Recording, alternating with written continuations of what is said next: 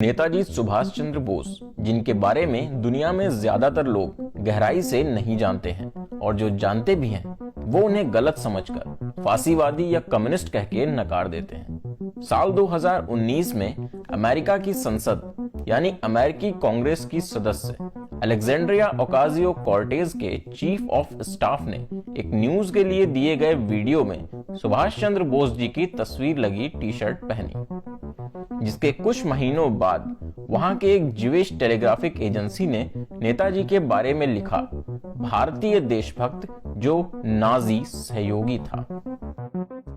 भारत की आजादी के लिए हिटलर से मिलने और मुसोलिनी और सोवियत यूनियन जैसे देशों के साथ संबंध होने की वजह से उन्हें कई बार भारत से ज्यादा फासीवाद का समर्थक कह दिया जाता है।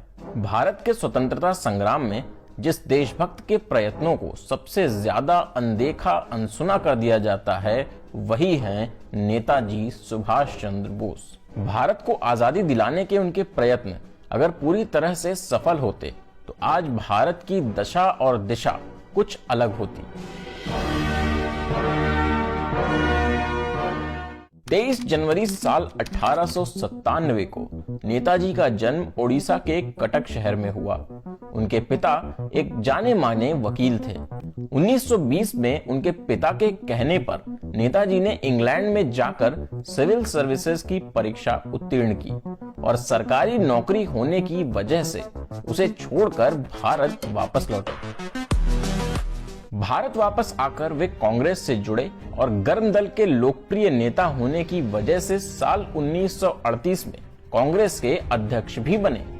गांधी जी और नेताजी के बीच सोच का फर्क था, मगर दोनों हमेशा एक दूसरे का बहुत सम्मान करते थे।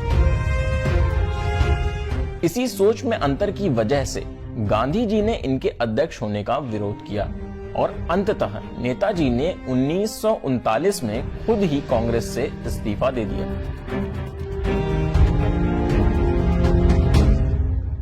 कांग्रेस से इस्तीफा देने के बाद भी नेताजी ने बंगाल में आंदोलन जारी रखा, जिसके चलते ब्रिटिश सरकार ने उन्हें उनके घर में ही कड़ी पुलिस निगरानी में कैद कर दिया। परंतु नेताजी को थोड़ा भी जानने वाले ये जानते हैं कि वह कैद में रहने वालों में से कभी नहीं थे। तो साल 1941 में वह रात के अंधेरे में किसी फिल्मी हीरो की तरह लॉन्ग कोट पहन के ब्रिटिश सरकार की नाक के नीचे से भाग निकले। भारत से निकलकर नेताजी अफगानिस्तान होते हुए सीधा जर्मनी पहुंचे। दुश्मन का दुश्मन दोस्त होता है, यही सोचकर नेताजी हिटलर से मिलने की कोशिश करने लगे।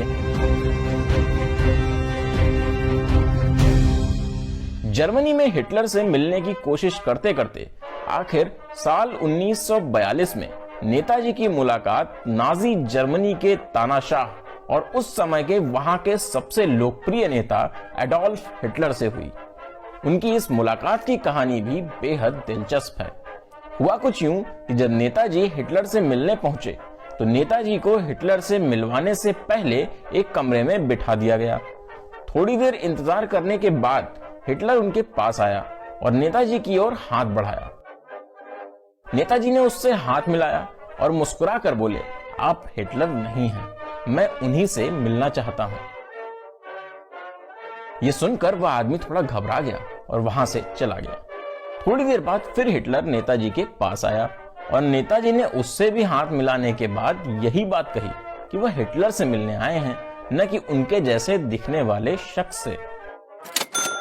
आखिरकार हिटलर उनसे मिलने खुद आया। तब नेताजी ने उसे एक नजर में पहचान लिया और कहा, मैं सुभाष हूं, भारत से आया हूं, कृपया हाथ मिलाने से पहले अपने दस्ताने उतार लीजिए, क्योंकि मैं मित्रता के बीच में किसी बाधा को नहीं आने देना चाहता। नेताजी के आत्मविश्वास को देखकर हिटलर उनसे काफी प्रभावित हुआ। हिटलर ने नेताजी से तुरंत पूछा कि उन्होंने उसके हमशक्लों को कैसे पहचाना। इसके जवाब में नेताजी ने कहा कि उन दोनों ने अभिवादन के लिए पहले अपना हाथ बढ़ाया, जबकि ऐसा मेहमान करते हैं।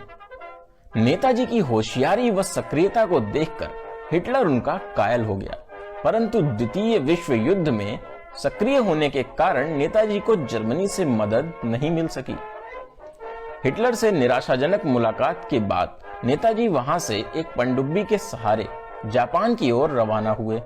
उस समय जापान ने बर्मा पर अपना कब्जा जमा लिया था, जिससे हजारों भारतीय जवान जापान के कब्जे में थे। जापान से मदद के तौर पर नेताजी ने इन्हीं जवानों को मांगा और आजाद हिंद फौज का गठन किया। आगे चलकर इसी आजाद हिंद फौज और जापानी सेना की मदद से नेताजी ने ब्रिटिश सेना से युद्ध करके भारत के कुछ हिस्सों को आजाद भी करा लिया था। लेकिन ब्रिटिश सेना ने आजाद कराए भारतीय हिस्सों को वापस अपने कब्जे में ले लिया था और आधी से ज्यादा जापानी सेना और लगभग आधी ही आजाद हिंद फौज के जवान ब्रिटिश सरकार द्वारा किए गए इस हमले में शहीद हो गए थे।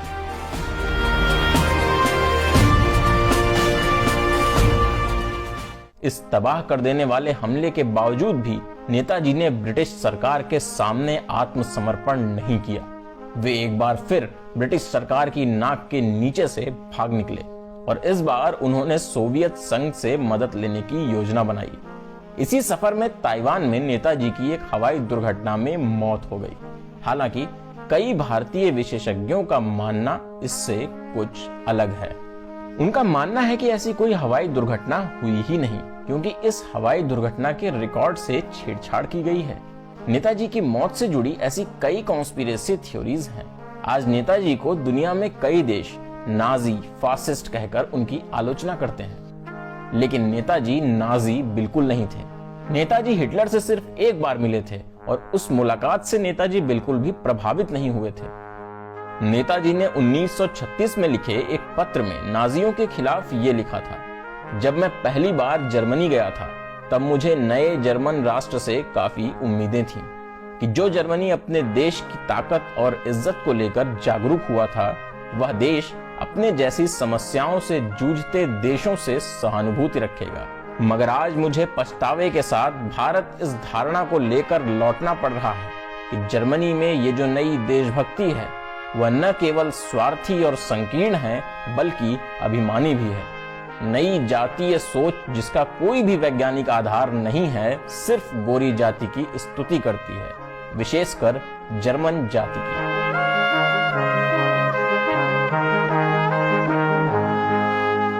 इस पत्र से नेताजी की जर्मनी, हिटलर और नाजियों के प्रति सोच साफ साफ दिखाई देती है। इस पत्र के बावजूद भी अगर नेताजी कभी भी जर्मनी और हिटलर से मिलने गए थे तो वह सिर्फ अपनी देशभक्ति और भारत की आजादी के चलते, न कि नाजी या हिटलर के प्रेरक के तौर पर। नेताजी के पास जर्मनी जाने के अलावा किसी और देश के पास जाने का विकल्प भी नहीं था। सोवियत यूनियन और अमेरिका जैसे देश पहले से ही ब्रिटेन के साथ मिलकर विश्व युद्ध लड़ रहे थे। तब उनसे ब्रिटेन के ही खिलाफ भारत में युद्ध लड़ने की बात करने का तो कोई सवाल ही नहीं था। अमेरिका जैसे देश जो आज नेताजी को नाजी समर्थक कह देते हैं, उन्हें तो ब्रिटिश सरकार की कॉलोनियल पॉलिसी के खिलाफ सबसे पहले कदम उठाने चाहिए थे। मगर वो ऐसा करते भी तो कैसे, जब वो खुद ही एशिया के फिलीपींस में कॉलोनी बना के बैठे थे। इसीलिए हमें नेताजी को फासिस्ट और नाजी कहने से पहले उनके बारे में अच्छे से समझ लेना चाहिए। उनकी बुद्धिमत्ता और देशभक्ति पर सवाल उठाने से पहले खुद को देख लेना चाहिए। उनके लिखे हुए पत्र में दी हुई नए जर्मनी की देशभक्ति की परिभाषा आज के समय में हर देश के देशभक्ति की परिभाषा बनी हुई है। इसीलिए हमें नेताजी को फासिस्ट और नाजी कहने से पहले उनके बारे में अच्छी तरह से समझ लेना चाहिए। उनकी बुद्धिमत्ता और देशभक्ति पर सवाल उठाने से पहले खुद को देख लेना चाहिए। उनके लिखे हुए पत्र में दी हुई नए जर्मनी की देशभक्ति की परिभाषा आज के समय में लगभग हर बड़े देश की देशभक्ति की परिभाषा बनते हुए दिखाई देती है। इसीलिए हमें नेताजी की व्यापक और समावेशी देशभक्ति से कुछ सीख लेकर अपनी और अपने पूरे देश की देशभक्ति को सुधारने की कोशिश करनी चाहिए। नेताजी के राष्ट्रवाद को समझकर उसे अपनाना चाहिए। उनका राष्ट्रवाद वो जो राष्ट्र को आगे लेकर जाए, वो जो संस्कृति और आधुनिकता दोनों का संगम हो, न कि वो राष्ट्रवाद जो स्वार्थ और सनक की भेंट चढ़ जाए। और जिसका परिणाम हमें नाजी जर्मनी के रूप में देखने को मिले। यही हमारी नेताजी और उनके विचारों के प्रति सच्ची श्रद्धांजलि होगी। जय हिंद।